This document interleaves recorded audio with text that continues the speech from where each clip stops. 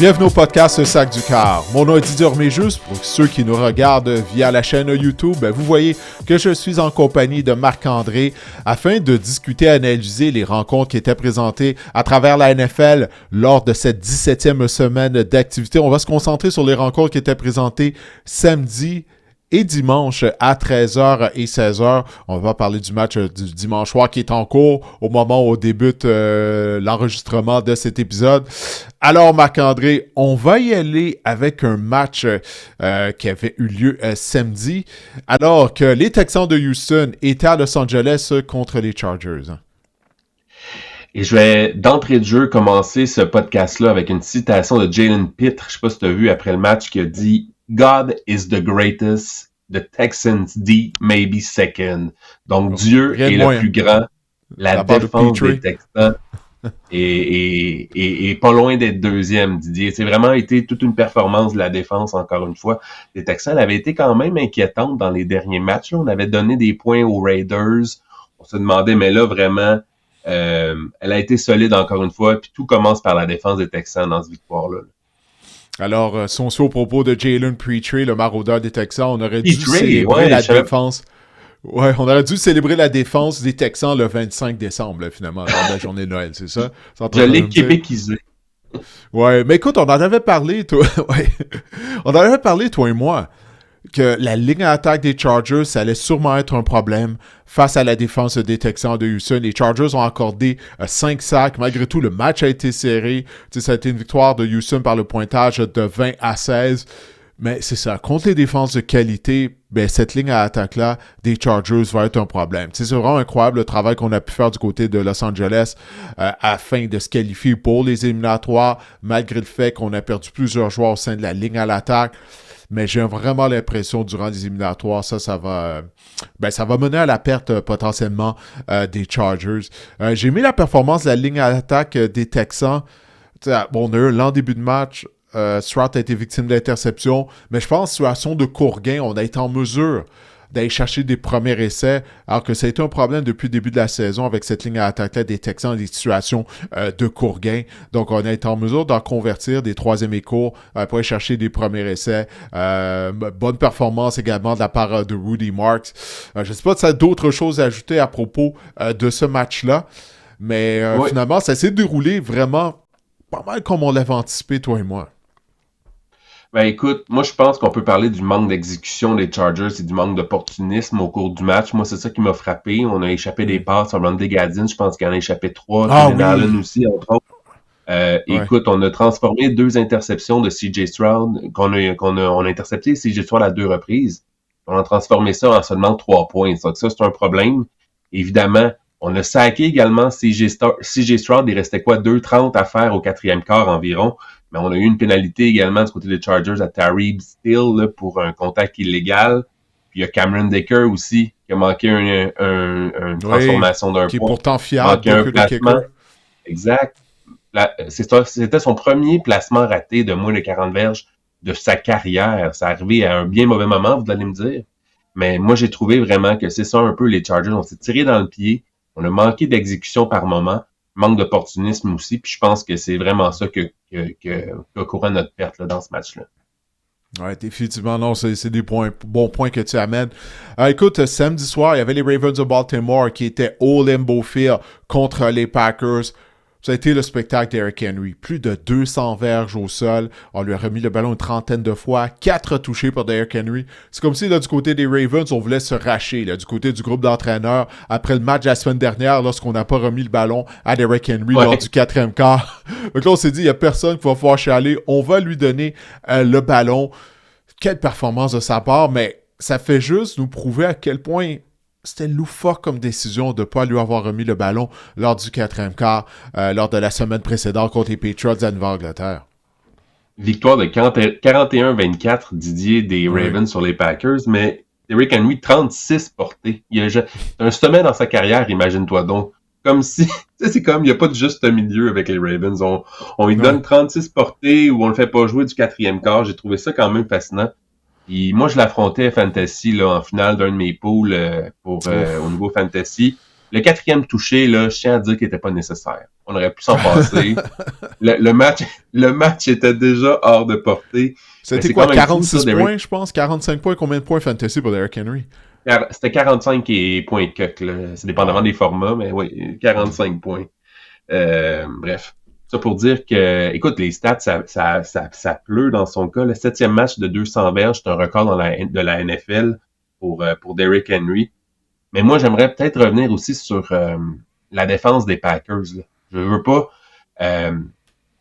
sans Micah Parsons et sans Devontae Wyatt, là, on a vu à quel point que cette défense-là, elle est amochée, puis elle est incapable. Écoute, je me souviens d'une séquence, c'était quoi, le 3e touché de Derrick Henry. On a... c'est un 3e essai à la porte des buts, je pense. On a même un temps d'arrêt. Derrick Henry revient sur le terrain, c'est leur fameuse rotation. Là, tu dis, je suis dans mon salon, Didier. Je me dis, c'est sûr qu'on court avec Derrick Henry. Là. C'est sûr qu'on court. On a un autre temps d'arrêt de toute façon. On est à la ligne de 5. On va prendre le temps d'arrêt. Puis on va essayer autre chose. Mais c'est sûr qu'on le ramène pas pour rien.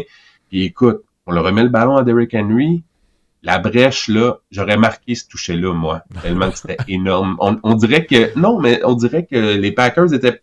Tout le monde le savait. Puis, écoute, on s'est fait dominer là, à la ligne de mêlée. Vraiment, la défense des Packers, elle est amochée. Vivement, la semaine prochaine, j'imagine, du côté des Packers, il y a beaucoup de joueurs qui vont prendre du repos parce qu'on a perdu d'autres éléments dans ce match-là. On est amoché, on est blessé. Il va falloir vraiment être en santé là, pour amorcer les éliminatoires, être plus en santé que ça. C'est vraiment un élément primordial là, chez les Packers. Oui, Wyatt, qui est possiblement le meilleur joueur de ligne défensive de Green Bay contre le jeu au sol. Ça fait déjà quelques semaines depuis qu'il est absent, mais ça paraît. Tu sais, cette défense-là, c'est plus la même qu'on avait vue là, lors de la première moitié de la saison, en raison des nombreux blessés, comme tu viens de le dire. Écoute, faudrait bien qu'on parle de Malik Willis un peu. Là. Ouais. Quelle performance de sa part, Malik Willis, qui va être joueur autonome la saison prochaine. Mais tu parles des nombreux blessés des Packers. Lui aussi s'est blessé. Tu sais, il était blessé à l'épaule droite, sa présence était incertaine. Puis là, il a décoché une passe, puis ça semblait vraiment douloureux par la suite. Là. Tu sais, on parle d'une blessure sans contact, entre guillemets. Mais écoute ça, Marc-André, statistiques de Malik Willis, j'ai dit ici, lors des 2 dernières saisons, là, en fait, depuis qu'il s'est joint aux Packers, 6 passes de toucher, 3 touchés au sol, aucune interception, 977 verges par la passe, 261 au sol. Malik Willis, au mois de mars, durant la période des joueurs autonomes, il va faire sauter la banque. Parce qu'il y a trop d'équipes qui ont besoin de carrière, jumelé au fait que ça ne sera pas une bonne cuvée de carrière lors du repêchage. Willis va être en demande. Écoute, il est en train de réussir son audition pour toutes les autres équipes de la NFL. Mais c'est drôle, je pensais à la question, tu te souviens, au dernier podcast, il y avait un internaute ou un auditeur qui nous avait demandé quel genre de corps pourrait être second à J.J. McCarthy au Minnesota. Ben, je me disais, Malik Willis, c'est le genre de moule. Mais là, tu me dis, moi aussi, là, avec cette performance-là, il y a clairement une équipe avec des besoins. Là, on pense rapidement aux Dolphins, aux Raiders, aux Browns, qui vont peut-être être intéressés à Malik Willis. Mais je me dis, derrière J.J. McCarthy, ça serait pas fou non plus. Là. J'ai vraiment trouvé très bon Malik Willis lors de ce match-là. 607, 197 verges sur des passes, puis un touché sur des passes de plus de 20 verges. 607, près de 200 verges sur des passes excellent. De plus de 20 verges. Il y a un bras, puis écoute, ça démontre aussi à quel point la défense des Ravens, elle est mauvaise. On avait une question justement dans le podcast sur Marlon Humphrey, puis sur le toucher au sol, c'était lui qui a l'air totalement perdu, qui se fait contourner contre Malik. Est-ce que c'est pas facile? Nate Wiggins n'a pas connu un fort match non plus. Bref, je sais pas qui va remporter le titre dans le nord de l'association américaine. Mais écoute, cette équipe-là va avoir de la difficulté, selon moi, à faire un long parcours en éliminatoire. On ne se projettera pas tout de suite, mais j'ai trouvé vraiment que les deux défenses en ont vraiment arraché dans ce match-là. Oui, non, je suis entièrement d'accord avec toi. Tu sais, les problèmes d'unité défensive des Ravens, on en parle depuis le début de la saison. Il y a eu un certain moment où est-ce que ça allait mieux, mais on se rend compte que tout ça, ça refait surface en ce moment. Puis, du côté des Ravens, bon, oui, on a perdu quelques joueurs en cours de chemin, mais c'est pas nécessairement comme les Packers de Green Bay qui, eux, sont complètement décimés par les blessés. Alors, Baltimore maintient ses chances, a maintenu ses chances de participer aux éliminatoires avec cette victoire. On va parler un peu plus tard des Steelers de Pittsburgh, qui eux aussi, ça n'a vraiment pas été une performance encourageante de leur part. Tout d'abord, ouais, vas-y. Non, mais je veux dire, tu sais, on a parlé de Malik Willis, mais Tyler Huntley aussi, là, il se magasine Oui, peut-être oui, un oui. poste. On parlait, comme je veux dire, j'ai trouvé excellent Tyler Huntley. On sait que ce gars-là peut, euh, dans une attaque qui est bonne, peut faire vivre une attaque. Puis on parlait justement de second à DJ McCarthy, c'en est un autre. Et lui, il a plus un rôle de second. Il est vu comme un second dans la NFL, un quart réserviste. Ça peut être une option aussi avec le Minnesota. Là. On revient à la question de la semaine dernière. Mais j'ai vraiment trouvé excellent aussi. En fait, moi, si je suis les Ravens, je répète pas l'erreur que j'ai commis il y a quelques saisons, là, de laisser Snoop Huntley quitter. Parce qu'on en a besoin. Regarde là, le nombre de fois que Lamar Jackson s'est blessé cette année. J'ai jamais compris pourquoi on avait mis sous contrat Cooper Rush. Je me suis toujours dit que du côté des Ravens de Baltimore, c'est une bonne chose d'avoir un carrière réserviste qui a un style similaire à celui de Lamar Jackson. Puis regarde comment, justement, Snoop Huntley joue mieux depuis qu'il a été inséré dans la formation, comparativement à Cooper Rush en début de saison, lorsqu'il avait obtenu quelques départs. Snoop Huntley est bien meilleur que Cooper Rush dans le système des Ravens de Baltimore. Et dû au fait que Lamar arrête pas de se blesser, je pense qu'on serait mieux de garder Snoop Huntley à Baltimore, justement, pas les laisser quitter, que ce soit pour le Minnesota ou quelque part d'autre, parce qu'on va devoir voir ça va être quoi l'état de santé de Lamar Jackson la saison prochaine. Mais tu fais bien de mentionner Snoop Huntley, parce que c'est vrai qu'il a connu un bon match, mais ça aide d'avoir Derrick Henry dans le champ arrière qui gagne 200 verges au sol. Maintenant, les Seahawks de Seattle. Excuse-moi, je vais pas Tu voulais acheter quelque chose? je vais Ouais. juste peut-être dire en terminant que les Packers s'assurent du 7e rang dans l'association nationale en éliminatoire, vont commencer donc sur la route, mais c'est ça, on est victime de 3 défaites de suite pour vraiment essayer de redevenir en santé là, pour le début des éliminatoires.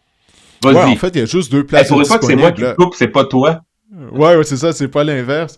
Mais essentiellement, là, si on regarde du côté des deux associations, il y a juste une place qui reste, là. Puis ça va se décider du côté de la section nord américaine entre Baltimore et Pittsburgh, alors que du côté de la nationale, dans la NFC, ça va se décider entre les Falcons et les Buccaneers. Après ça, on connaît l'identité des 6 autres formations qui vont participer aux éliminatoires. Bon, si tu le veux bien, parlons des Seahawks contre les Panthers maintenant. Vas-y. OK, Ben, écoute, non, mais les Seahawks. OK, les Seahawks l'ont emporté 27-10 sur les Panthers. Didier, j'ai envie de te lancer sur la défense des Seahawks de Seattle. La défense des Seahawks a joué d'excellents matchs cette saison, mais là, je pense que c'était vraiment une classe de maître là, qu'ils ont offert à Bryce Young et aux Panthers. Écoute, 140 verges seulement d'attaque, les Panthers, c'est inquiétant. Là. Je veux rien enlever à la défense des Seahawks de Seattle, Marc-André. C'est une excellente unité défensive. On l'avait identifié avant le début de la saison. On l'avait identifié, on se disait qu'elle avait le potentiel d'être une des meilleures de la NFL. Bon, c'est le cas cette saison. Toutefois, Bryce Young, je m'excuse Marc-André, si je ne me trompe pas, c'est la 12e fois cette année. Là. Il me semble qu'il y a 2 semaines, il avait 10 matchs au cours desquels il avait amassé moins de 200 verges par la passe. Je me souviens bien. La semaine dernière, ça a été moins de 200 verges également. Là, c'était moins de 100 verges par la passe pour Bryce Young. 54. Marc-André, on parle d'un carrière qui a été le tout premier choix du repêchage il y a quelques années. Là. Ouais. Est-ce qu'il s'est amélioré comparativement à sa saison recrue lors de la première moitié de la saison 2024? Oui, il s'est amélioré. Mais quand même, là, 54 verges par la passe à domicile, c'est tout à fait inacceptable. Ça, moi j'ai beaucoup de difficultés avec ça, parce que l'attaque des Panthers, ben c'est comme si, c'est ça, elle est tenue en otage par les performances, par le manque de performance, plutôt que je devrais dire, de la part de Bryce Young. Exactement. Puis écoute, ça a été 2 revirements coûteux, là, une interception de Bryce Young en deuxième demi, puis ensuite, il y a un échappé de Chuba Hubbard qui ont mené à 14 points des Seahawks. C'est là que le vent a vraiment tourné de côté, vraiment changé là, en faveur des Seahawks. Mais les Seahawks, quelle performance défensive! On a tenu 1 en 11 les Panthers en 3e essai. 1 en 11 seulement, c'est pitoyable. Je veux dire, à chaque fois qu'on se retrouvait en 3e essai du côté des Panthers, mais on était incapable. Moi, c'est inquiétant. Bryce Young, et ça relève de qui, ça? Ça relève du carrière, le 3e essai. Je trouve tellement que Bryce Young, c'est un gars qui a tellement de haut et de bas. Parfois, il peut faire orchestrer des séquences incroyables. Tu dis, ce gars-là, on vient de comprendre pourquoi c'est un premier choix au total. Puis par moment, il est tellement incrédule là, dans sa pochette et tout. C'est une montagne russe, c'est des hauts et des bas sans cesse au cours d'une saison, au cours d'un match, au cours d'une séquence, même en saison. Évidemment, des Buccaneers ou des Panthers, l'équipe encore là qui va accéder aux éliminatoires, pas convaincu là, que c'est la crème de la NFL qui va obtenir un billet pour les éliminatoires. Non, définitivement pas. Ça, on s'entend là-dessus. Écoute, par la force des choses, une équipe doit terminer en tête de cette division-là. Pendant longtemps, on pensait que ça allait être les Buccaneers. Bref, on va voir ce qui va arriver la semaine prochaine lorsque les deux équipes vont s'affronter lors de la dernière semaine d'activité. Je veux juste dire un mot sur Sam Darnold. Ça n'a pas été un match facile pour lui. Non, 18 en 27, 147 verges, une passe de toucher, une interception. Heureusement que Zach Charbonnet a connu un gros match. Parce que le match a été serré pendant longtemps. Là. Charbonnet a gagné 110 verges au sol, il a inscrit 2 touchés. Il a été beaucoup plus productif que Kenneth Walker, qui a gagné seulement 51 verges en 15 courses. Mais, tu sais, Sam Darnold, faut pas oublier, la semaine dernière, il avait connu un lent début de match, souviens-toi, contre les Rams de Los Angeles. Puis là aussi, en début de rencontre, oui, le front de la défense des Panthers jouait bien. Mais, mon Dieu, je me disais, bon, ben après avoir lancé des fleurs à Darnold la semaine prochaine, est-ce qu'on va essayer une autre contre-performance de sa passe? Puis ça a passé bien près, là, tu sais. Je sais pas, j'avais des flashbacks à sa fin de saison l'année dernière avec les Vikings du Minnesota. Parce que j'ai hâte de voir ça à Darnold en éliminatoire, là, puisque il a ébranlé ma confiance aujourd'hui avec sa performance.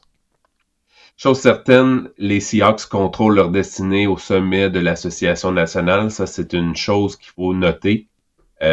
Écoute, peut-être qu'ils vont devoir, ils vont assurément jouer un match à domicile, peut-être même vont terminer au premier rang. Bref, les Seahawks ont le contrôle de cette division-là, puis ça serait une bonne chose là, pour Sam Darnold et les Seahawks de terminer au premier rang de l'association. On passe. Attends un peu, je vais me bomber le torse, là. Est-ce qu'on passe à l'autre?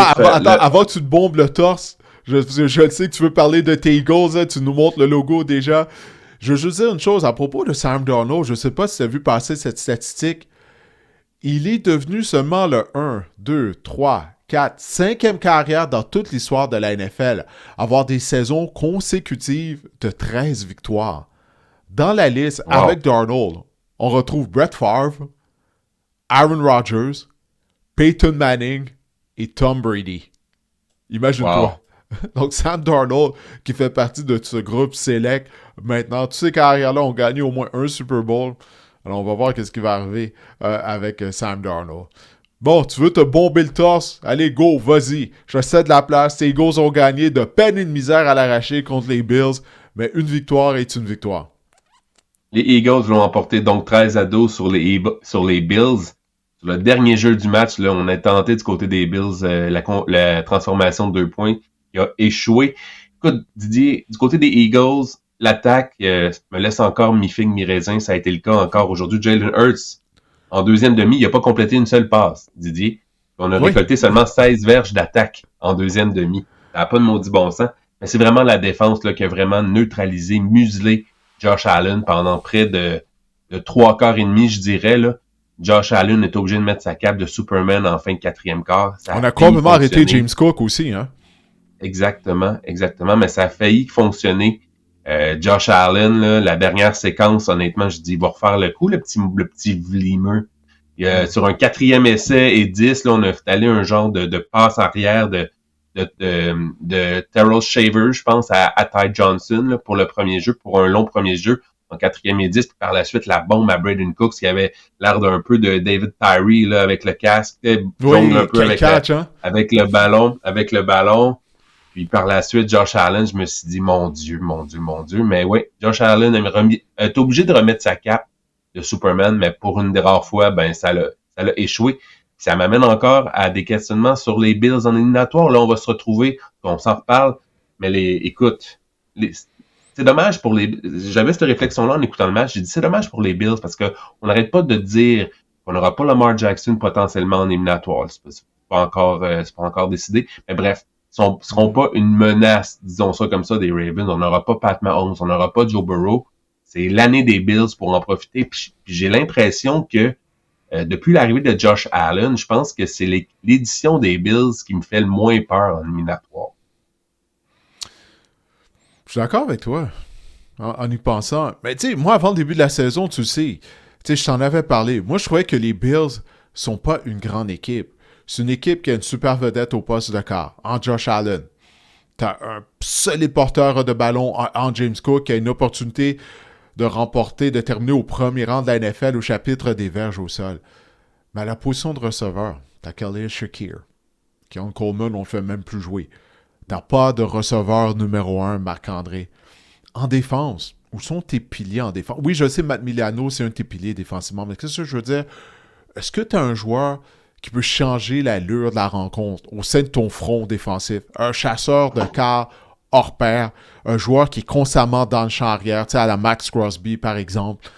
Est-ce que tu as un demi-coin du calibre de Patrick Surtain? Tu sais, la réponse à toutes ces questions-là, c'est non. Tu as plusieurs joueurs là, si on pouvait leur donner des notes qui auraient une note de B.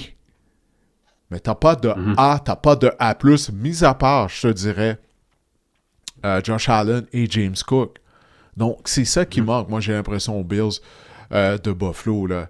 Alors que du côté des Eagles, la ligne défensive, elle a joué un match solide. Jalen Carter était de retour. Il a reçu un sac. On a complètement dominé la ligne à attaque des Bills. Tu sais, j'ai parlé du fait qu'on a arrêté James Cook et le jeu au sol. J'ai quelques statistiques pour toi. Les Eagles, tu parlais du fait que Jalen Hurts a complété aucune passe en deuxième demi.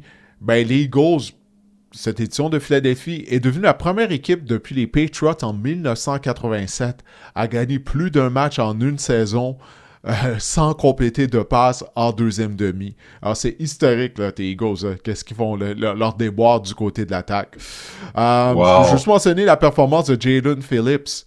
Tu sais, que tes Eagles ont acquis à la date limite des transactions. 6 plaqués, 5 pressions et un sac.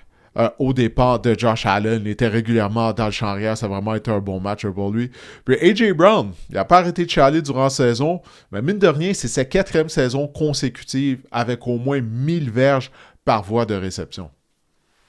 Exact. Jalen Phillips, on parle beaucoup de Jacoby Myers en attaque, mais je pense que Jalen Phillips a été l'acquisition à la date limite là, ou quelques jours avant qui fait le plus de sens, qui est la meilleure, là, de mon avis, dans la NFL. Et avec cette défaite-là, Buffalo, Didier est assuré de commencer les éliminatoires sur la route, loin du Highmark Stadium. Puis écoute, Buffalo n'a pas gagné en éliminatoire sur la route depuis 1992.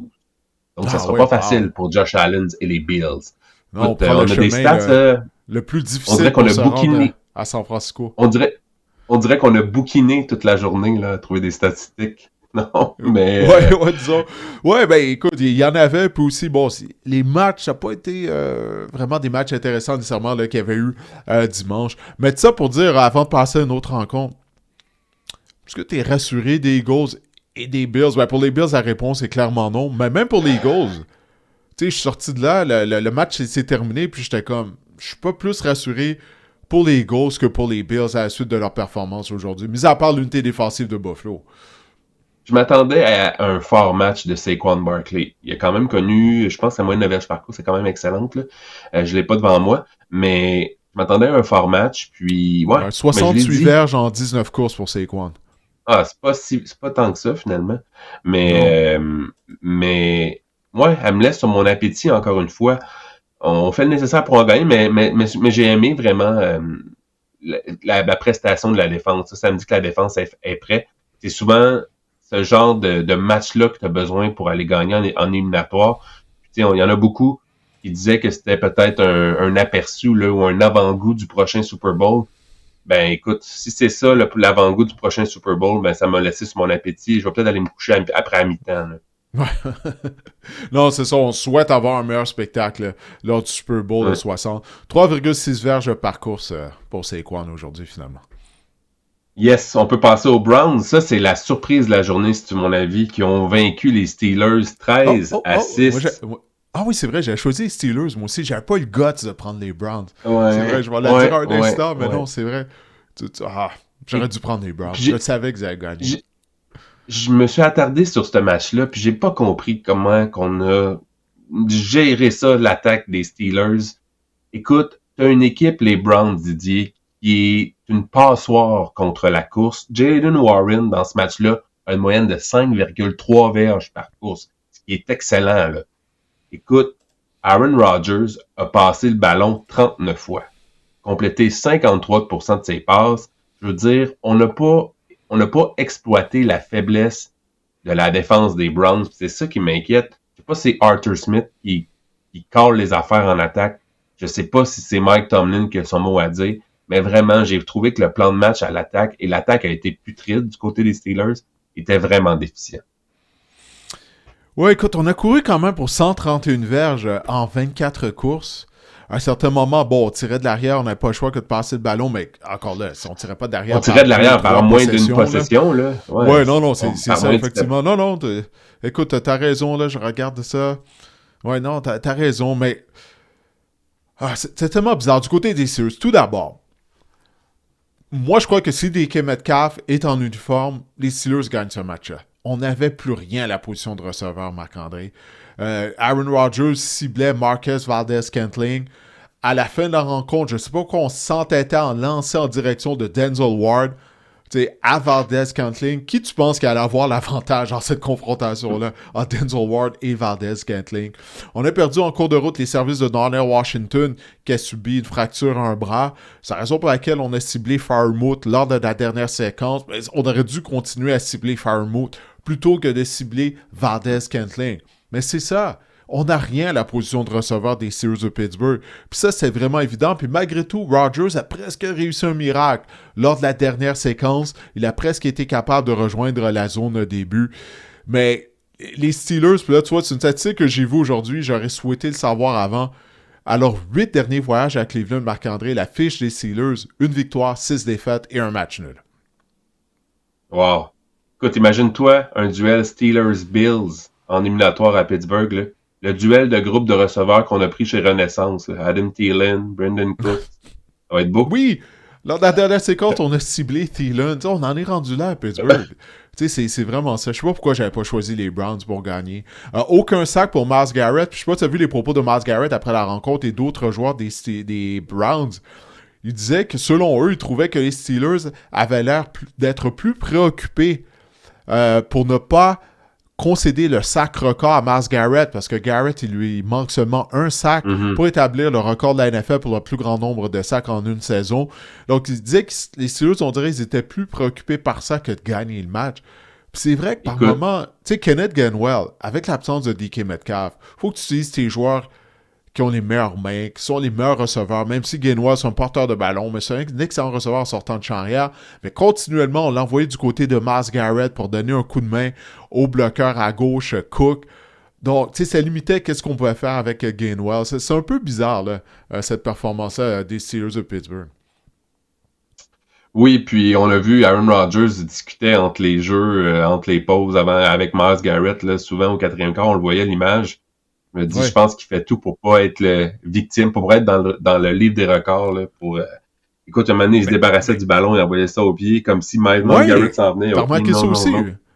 Ouais. Mais putain, il y a des choses plus importantes, comme participer aux éliminatoires.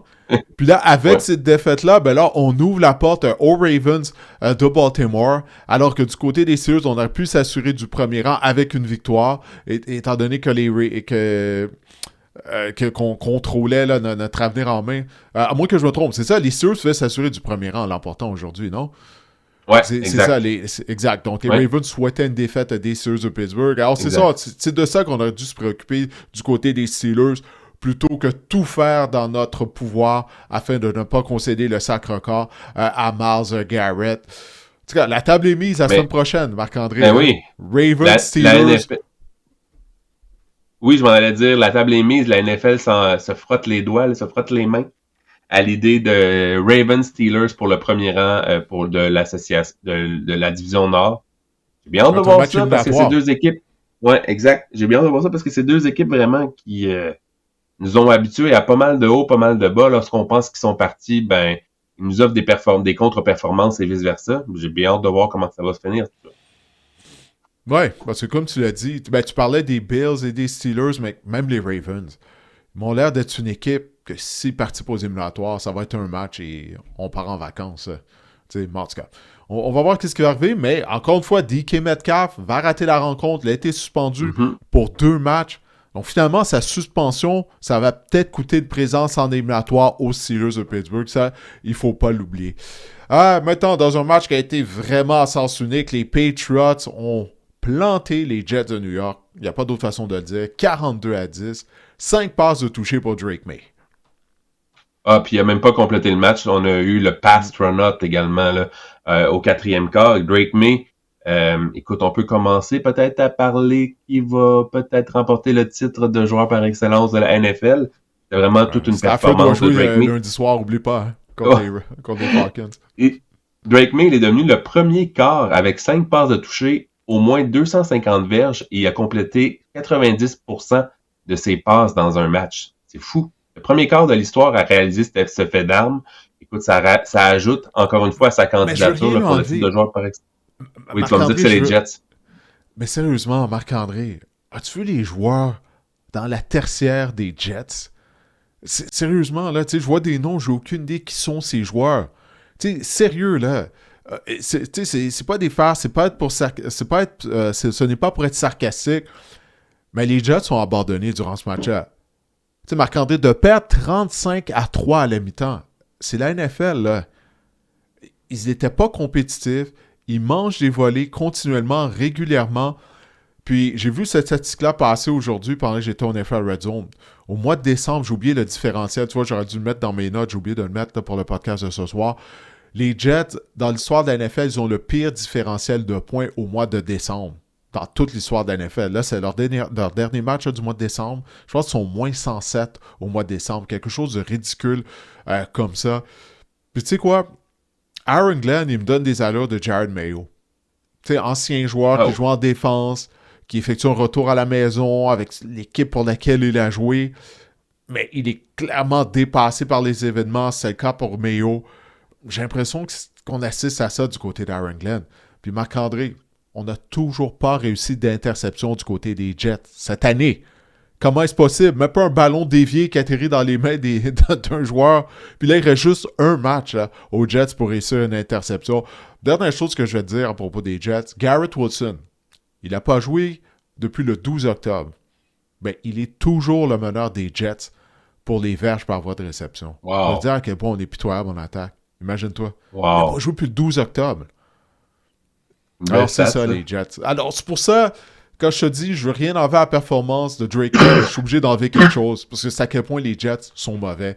Alors, moi, j'attends Black Monday pour voir qu'est-ce qui va arriver avec Aaron Glenn. 5 passes de toucher à 5 receveurs différents. C'est ça ma deuxième note que j'avais sur Drake May. Quand même. Mais écoute, je suis un peu de ton avis là-dessus. Là. Il y a des. C'est drôle parce que le match qu'on va parler après ce match-là, il y a des joueurs qui jouent pour leur entraîneur-chef, puis ça paraît. Mais je regardais les mines déconfites sur le banc des Jets. C'est une équipe qui ne joue plus pour Aaron Glenn, qui attend juste qu'il y ait un changement d'entraîneur. Il va falloir vraiment se regarder dans le miroir. Je pense aussi, hein? Ouais, exact. C'est une équipe qui était soit pas préparée, qui ne s'est pas présentée, qui ne voulait plus jouer pour cet entraîneur-chef-là. C'était pas il y a eu une grosse course de Breece Hall pour un toucher. Là. Ça a été le seul jeu vraiment notable là, du côté des G. Ouais, ça a été vraiment une erreur de la défense, là. Une course de genre 50 verges ou plus de mémoire. Là. Mais ouais, écoute. C'est une équipe qui ont perdu foi en leur entraîneur. Là. Ça faisait pitié sur les voir au 4e quart sur les lignes de côté. Et même Aaron Glenn, après la rencontre au podium, il a dit qu'il était déçu par l'effort des joueurs. Hey, ça reflète sur toi, c'est toi l'entraîneur-chef. En fait, il n'aurait même pas dû dire ça durant le point de presse, parce que moi, si je suis le propriétaire des Jets, on ne sait pas là s'il suit les activités de son équipe, mais... Tout ça pour dire, dis pas ça, c'était Aaron Glenn. Tu sais, ça paraît mal. Tu sais, ça veut dire que c'est toi qui n'as pas bien préparé ton équipe ou qui n'as pas bien motivé ton équipe. Bref, c'est vraiment pitoyable du côté des Jets. Mais bon, passons à une autre rencontre. Parlant à une équipe, justement d'une équipe là, que je vous disais, qui joue pour son entraîneur, les Saints ont vaincu les Titans 34-26. Tyler Shark, encore une fois, 333 verges, dont 251 et 2 passes de toucher en deuxième demi. Cette équipe-là joue pour Kellen Moore. On voit une progression. En fait, même les deux équipes là, de ce match-là, je trouvais que les Titans aussi ont paraît mieux depuis. Ouais. Exact. Donc, les Saints, 4 victoires de suite, Didier. Écoute, on ne gagnera rien cette année, mais c'est de bon augure pour l'année prochaine. Et moi, j'étais tellement convaincu cet été que les Saints allaient avoir le tout premier choix du repêchage. On donne crédit à Kellen Moore, mais il faut qu'on parle de Tyler Shock, là. Marc-André, ça fait quelques semaines qu'on en parle. On est encouragé par ses performances. Parce que Shaw, faut pas oublier, lorsqu'il a été repêché, il y avait deux choses contre lui. Son âge, étant donné qu'il avait déjà 25 ans, 24, 25 ans lorsqu'il a été repêché, et son historique de blessures. Il a subi de graves blessures lorsqu'il jouait dans les rangs universitaires. Mais physiquement, son gabarit, sa taille, la force de son bras, sa mobilité, il a tous les atouts physiques qu'on recherche. Puis là, même ses coéquipiers, je lisais les commentaires de Audric Estimé, le porteur de ballon de la Nouvelle-Orléans, qui a connu un fort match aujourd'hui. Il a dit de Shaw qu'il était résilient, qu'il est le genre de joueur avec qui tu veux jouer, le genre de carrière que tu veux, avec qui tu veux partager le caucus. Ça, ce sont vraiment des commentaires élogieux. Moi, je continue de dire, du côté des Saints, ça vaut pas la peine de repêcher en carrière. Surtout, encore une fois, je répète, ça devrait pas être une grande cuvée cette année. Utilisons les choix repêchage pour mieux entourer Shock. Écoute, il y a même Chris Olave là, qui est revenu à la vie. Plus de une verge par voie de réception. Il est rendu à 9 touchés. Il connaît vraiment toute une saison. Il a de la chimie avec Shock. Shock a le bras pour lui compléter des passes dans les zones profondes. J'en reviens pas. Autant je ne croyais pas à Tyler Shock au début de la saison. Là, on est rendu à la fin du mois de décembre. Je trouve que c'est vraiment encourageant qu'est-ce qu'on voit de sa part. Wow. Et Dieu sait que maintenant, que les Saints ont la même fiche que les Chiefs. Aurais-tu parié ça hein? en début de saison? Non. Pas grand monde, en tout cas. Jamais cru à ça. 6 victoires pour les Saints, imagine. Et peut-être une 7e la semaine prochaine. Je pense que c'est un adversaire prenable. Là. Il me semble qu'il avait un calendrier assez facile là, d'ici la fin de la saison. Bref. Attends, mais j'allais voir ça vite, là, tu me... Ouais. Mais peut-être un mot sur les Titans pendant ce temps-là. Je voulais juste parler de Chimere Dike, là, qui connaît vraiment toute une saison, qui a fracassé le record pour le nombre de verges combinées pour une recrue que détenait Tim Brown. C'est un nom quand même, c'est non négligeable. C'est un gros nom, Tim Brown. Donc, membre du temps de la renommée, il avait remporté le trophée Heisman lors de sa dernière saison avec le Fighting Irish de l'Université de Notre-Dame. C'est tout un receveur. 2371 verges combinées cette saison de chez Murdike. Ce que j'ai aimé du côté des Titans, c'est que c'est ça, nos choix de repêchage l'année dernière, on voit une progression dans Cam Ward. Lee Kayo Manor, le receveur de passe canadien aussi, qui a inscrit un touché dans ce match-là. Écoute, chez Murdike, puis on peut même parler des flashs qu'on a vus de Gunnar Helm là, en fin de saison. Je pense qu'on peut bâtir là-dessus. Maintenant, il va rester à nous trouver un entraîneur-chef. Ça, c'est la première des choses. Ouais, mais Mike McCoy, je trouve qu'il fait du bon boulot en intérim. Tu sais qu'il a déjà été entraîneur-chef des Chargers. Je sais pas si on serait prêt à lui donner le poste. Mais tu sais, comme tu l'as dit tout à l'heure, les Saints, autant que les Titans se présentent à toutes les semaines, on joue avec effort. Même si du côté des Titans, des fois, les résultats sont pas là, c'est ça qui est décourageant. Des fois, on joue avec effort. Mais quand même, on voit une progression de la part de Cam Ward. Puis pour répondre à ta question, les Saints jouent à Atlanta la semaine prochaine contre les Falcons, leurs rivaux de section. On va voir les Saints en action lundi soir, tout d'abord. Oui, c'est définitivement prenable. C'est une rivalité. Ça devrait être un match serré. Bref, on verra bien. Mais DK, tu fais bien de le mentionner, parce que je pense qu'il y a bien des gens qui ne le connaissent pas. Mais il a été une belle trouvaille du côté de l'organisation des Titans du Tennessee au repêchage. Exact. On va parler maintenant des Jaguars qui ont vaincu les Colts 23-17. Ça a vraiment été, encore là, l'affaire de la défense des Jaguars qui a connu un fort match, si tu veux mon avis. On a intercepté Philip Rivers à 2 reprises. On a également stoppé les Colts en 4e essai, au 4e quart également. J'ai vraiment aimé la performance de la défense des Jaguars qui a donné le ton, là, plus que l'attaque. L'attaque a été correcte sans plus, si tu veux mon avis. Mais c'est vraiment la défense qui a fait la différence là, pour les Jags dans ce match-là. Oui, je suis d'accord avec toi. Écoute, Trevor Lawrence a marqué 2 touchés au sol. Il a été victime d'une interception dans la zone des buts. Ça faisait un bout de temps qu'on n'avait pas vu ça de la part de Lawrence. En fait, ça a été sa première interception en 5 semaines. Ben, c'est interception dans la zone des buts. Tu sais, la première moitié de saison, on a vu ça trop de fois de sa part. Mais c'est quoi? Là, après ça, il s'est replacé, Lawrence.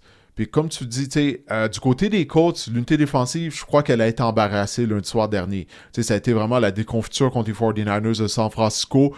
Donc, on a joué avec beaucoup plus d'aplomb défensivement du côté d'Indianapolis.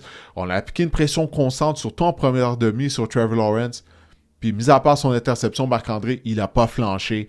Alors, ouais, ça a été une victoire de 23-17 pour les Colts. Puis, les Colts ont toujours des chances de terminer au premier rang de la conférence, je crois, si je ne me trompe pas. C'est toujours possible pour Jacksonville.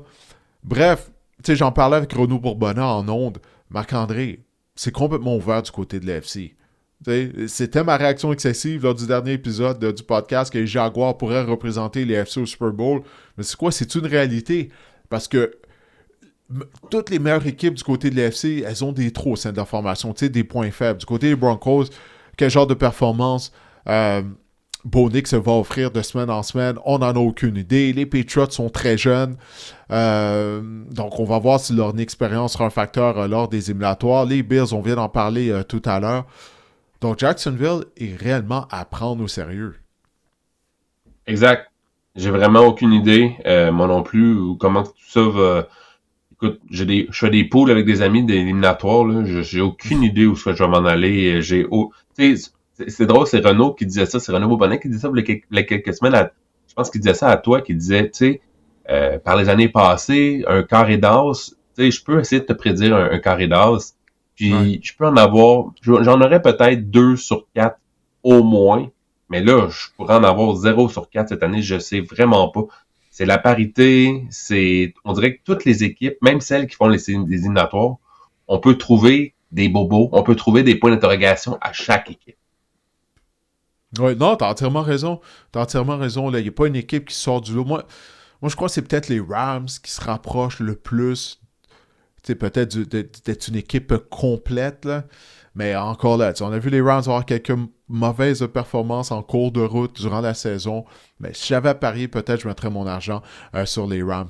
Un mot rapidement sur les Colts d'Indianapolis pour qui rien ne va plus. Qu'est-ce que tu fais avec Indianapolis? Le DG Chris Ballard... Non, mais sérieuse, question sérieuse. Ouais. Le DG Chris Ballard, ça fait 9 ans qu'il est là, si je ne me trompe pas.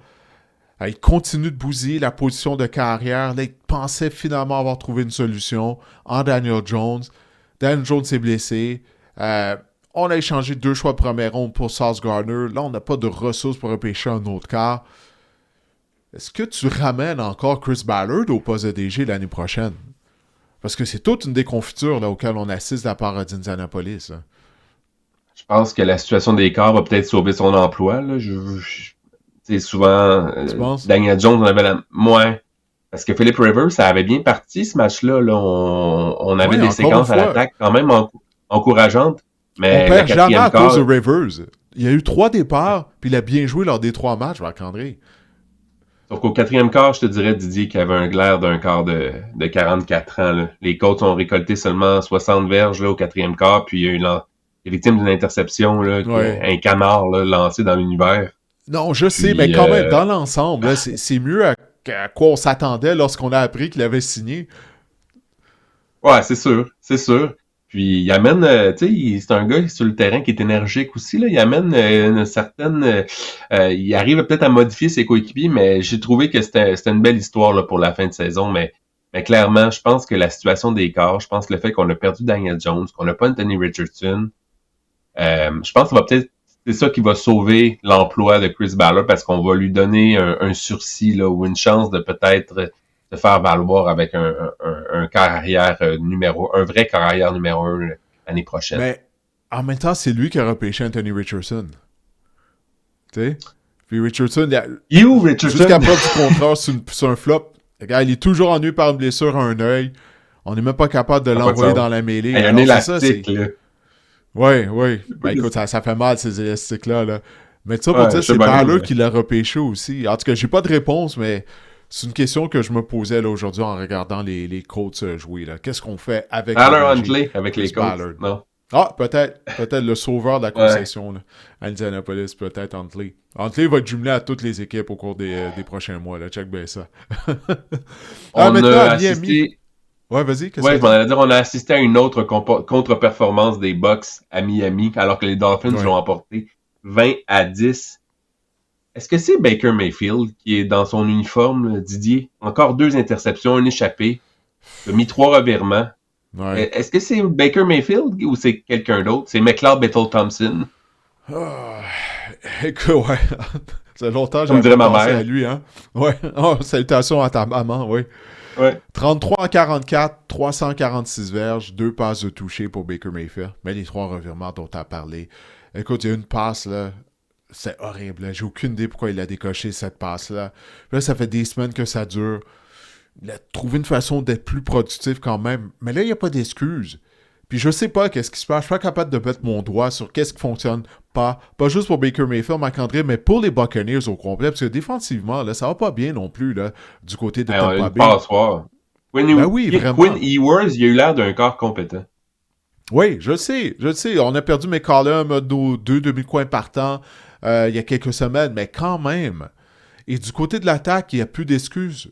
Tous les blessés, là, mis à part Tristan Wirfs, le bloqueur à gauche, mais tu sais, les receveurs de passe, tout le monde est là maintenant, Marc-André. Mike Evans est de retour au jeu. Chris Godwin, Bucky Irving depuis quelques semaines. Puis cette attaque-là se cherche. Je suis obligé de pointer du doigt Baker Mayfield, mais je ne sais pas qu'est-ce qui cloche. Peut-être après la saison, on va apprendre qu'il était blessé. Mais j'ai aucune idée qu'il va gagner ce match en passant la semaine prochaine entre les Bucks et les Panthers. Là.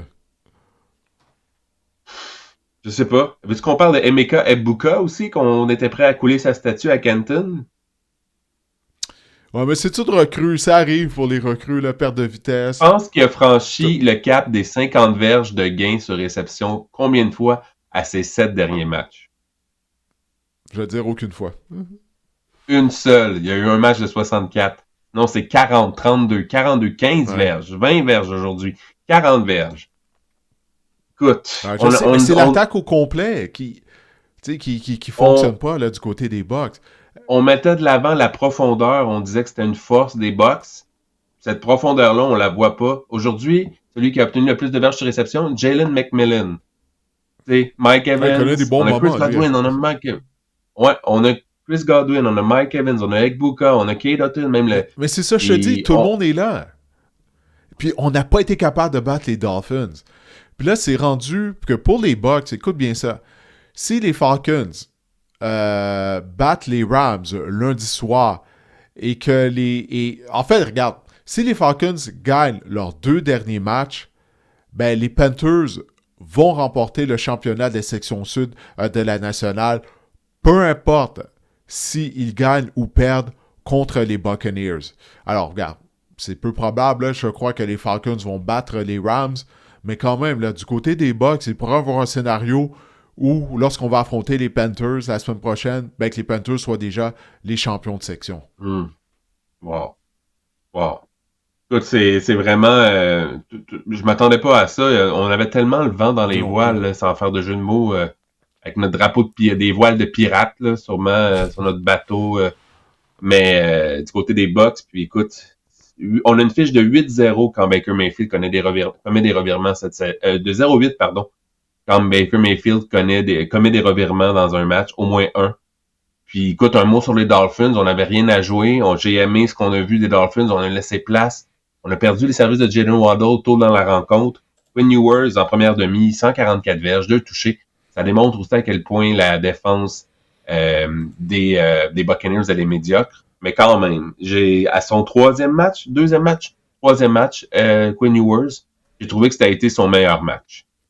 Ouais. Hey, les Buccaneers, Marc-André, en passant, on a parlé beaucoup de Baker Mayfield, là, mais au sol, 16 courses pour 53 verges. 16 courses pour 53 verges contre Miami qui était incapable d'arrêter le jeu au sol sur la première moitié de saison. Oui, les Dolphins se sont améliorés à ce niveau-là, mais quand même, 53 verges.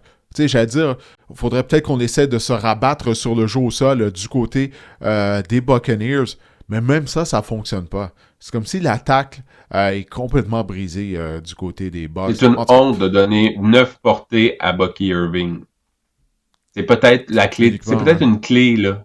Une piste de solution, là. Peut-être, la semaine prochaine, ça serait peut-être la chose à faire, là. de remettre le ballon à Bucky Irving régulièrement, tôt dans le match. Parce que c'est rendu à un point que je peux pas faire confiance à Baker Mayfield. Ça fait trop longtemps que ça dure, là, ces contre-performances-là. Puis là, il est en train de devenir une machine à revirement en plus. On dirait que depuis que Todd Bowles a placé ses joueurs sur l'autobus, là, rien ne va plus. Le château de le château de cartes s'écroule. Ouais, ça allait déjà mal, là, ça s'empire. Bref, Exact. on va devoir attendre à la semaine prochaine, fort possiblement, pour ce duel entre les Bucks et les Panthers. Les Bengals l'ont emporté 37-14 sur les Cards. Les Cards, c'est une équipe qui a juste hâte que la saison se termine, hein, Didier? Peut-être point positif, la défense des Bengals, elle était où cette défense-là? On a accordé seulement 233 verges aux Cards d'attaque dans ce match-là. C'est les Cards, c'est ça ta réponse, Marc-André, à ta question. Je peux-tu lire mes chiffres avant que tu me coupes? Il y a trop d'équipes comme ça. Les Cardinals, les Jets, les Giants, les Raiders. Tes affrontes, t'es pratiquement assuré d'avoir du succès, là. Donc c'est pour ça que la défense des Bengals a bien paru. Excuse-moi, je vais pas t'interrompre, mais... Mon Dieu, autant d'un côté comme de l'autre, il y avait plein de plaqués ratés tout au long de la rencontre. C'est vraiment pitoyable. Il y a le numéro 30, Hall, des Cardinals. Jamar Chase, c'était le long des lignes de côté. Tout ce qu'il avait à faire, c'est de le pousser à l'extérieur des limites du terrain. Non! Incapable de faire ça, il l'a laissé filer jusque dans la zone début. On salue, là, j'avais la petite note aussi que Trey McBride, dans la défaite, a quand même obtenu le record pour le plus de réceptions par un ailier rapproché en une saison, 117. Puis j'étais surpris de savoir que la précédente marque appartenait à Zach Ertz. Ouais, moi aussi, si j'avais parié, j'aurais pas parié sur Zach Ertz. Non. Mais c'est lui qui avait le record. Ben oui, pour le plus grand nombre de réceptions par un ailier rapproché. Hey, félicitations à Trey McBride, là. Puis il vient de connaître 2 saisons de plus de 100 réceptions pour un ailier rapproché, là. C'est pas peu dire. Exact. On passe. On s'en va au fameux Toilet Bowl entre les Giants et les Raiders. Remporté par les Giants. Allons-y. Remporté par les Giants 34-10. Écoute, ça a été une domination totale, selon moi, des Giants là, dans les tranchées. La défense, le front défensif a fait la différence, a malmené la ligne offensive des Raiders avec 3 sacs du corps. Je pense que dans ce match-là, les Giants étaient la meilleure équipe, mais justement, là, les Raiders, est-ce qu'on voulait vraiment gagner ce match-là? Si on voulait vraiment gagner ce match-là, on est vraiment mauvais. C'est tout ce que je veux dire. Écoute, on avait surnommé ce match-là de Toilet Bowl, puis c'est vraiment ça, là. OK, parce que premièrement, les Giants, Marc-André, s'ils perdaient la rencontre, ils s'assuraient du premier rang pour le repêchage avec une défaite aujourd'hui. Donc, qu'est-ce qu'ils font? Ils trouvent une façon de gagner le match de façon convaincante. Donc, du côté des Raiders, ben, l'organisation, on dirait qu'elle a pris la décision qu'elle veut avoir le premier choix du repêchage. OK? On a placé sur la liste des blessés Brock Bowers et Max Crosby. Alors que Max Crosby, en début de semaine, je l'ai vu en entrevue, Marc-André, je ne sais pas si vous avez vu ça passer sur les réseaux sociaux, on lui a parlé de la possibilité que les Raiders aient le tout premier choix du repêchage. Crosby, sa réponse a été « je m'en fous ». Il dit « moi, ma job, c'est d'essayer d'être le meilleur ailier défensif sur la planète et c'est ce que je vais essayer de faire ». Là, je crois que c'est le lendemain ou 2 jours plus tard, on apprend que les Raiders ont placé sur la liste des blessés en raison d'une blessure à un genou. Crosby, apparemment, il a quitté le centre d'entraînement des Raiders en furie parce que lui, il voulait jouer. Puis là, hier, son compte Instagram, il a mis des images de lui qui jouait au basketball. En passant, il a un super beau court de basketball chez lui. Mais il jouait avec sa fille, OK, avec sa petite fille. Donc, c'est pas comme s'il allait de façon intense. Là. Sa petite fille est pratiquement un bébé. Bref, mais quand même, il jouait au basketball. Tu sais? Sa blessure à un genou... Regarde, c'est les Raiders, c'est louche, qu'est-ce qui se passe de leur côté. Ça pour dire, mission accomplie. Ils voulaient perdre le match, ils l'ont perdu 34-10. J'ai rien à dire là-dessus, Didier. Ça a été une des bonnes performances de Jackson Dart. Mais oui, c'était contre les Raiders, c'était contre les Raiders seulement, mais ça a été dans... Je suis obligé de te dire, tu dis toi-même tout seul maintenant. Il avait connu des contre-performances récemment, dont la semaine dernière, là, qui avait été limitée à quoi? Je pense que sa première passe complétée avait été comme à 2 minutes de la première demi contre les Vikings, mais bref, Il s'est ressaisi, il a connu un fort match. On peut en tirer du positif. Wan'Dale Robinson, ça, connaît un fort match, atteint le plateau des 1000 verges aussi. Mais c'est ça, là, pour le reste, les Giants ont remporté ce match-là, mais je pense que les Giants le voulaient plus, ce match-là aussi. Ouais, ben c'est une première victoire pour Mike Kafka. Peut-être les Giants ont juste gagné puis ils n'ont pas reposé assez de joueurs comme les Raiders ont fait. Eux ont mis toutes les chances de leur côté. Geno Smith n'a même pas terminé le match. On a pu voir ton favori Kenny Pickett obtenir du temps de jeu. Abdul Carter, il a été critiqué avec raison. Hein? Abdul Carter, suspendu lors de la première demi ou lors de premier quart de match parce qu'il arrive en retard aux réunions, il tombe endormi aux réunions. On a vu des images de lui dans les réseaux sociaux là, qui dormait la bouche ouverte dans les meetings. Mais il est en train de terminer la saison régulière en force, mine de rien, Marc-André. À ses 5 derniers matchs, 3 sacs et demi du quart, 6 plaqués pour perte. Il a frappé les carrières à 13 reprises. Alors peut-être que là, finalement, il comprend le message et il gagne en maturité. Puis c'est un joueur qui est très, très, très talentueux, Abdul Carter. Il n'y a pas de doute là-dessus. Alors félicitations Raiders. Vous avez voulu perdre le match. Mission accomplie. C'est les Raiders qui sont les Raiders. Bon, ben écoute, Marc-André, on a fait le tour. On va cesser. Question d'aller regarder la deuxième demi du match du dimanche soir. Alors pour les gens qui ont regardé cet épisode du podcast via la chaîne YouTube ou qui nous ont écoutés, qui ont téléchargé l'épisode, on vous remercie et on sera de retour avec un épisode mercredi lors de la dernière journée de l'année 2025. Alors que Marc-André et moi, on va mettre la table pour la 18e et dernière semaine d'activité du côté de la saison régulière de la NFL. Puis à ce moment-là, on vous souhaitera de passer une bonne année. Alors d'ici là, portez-vous bien.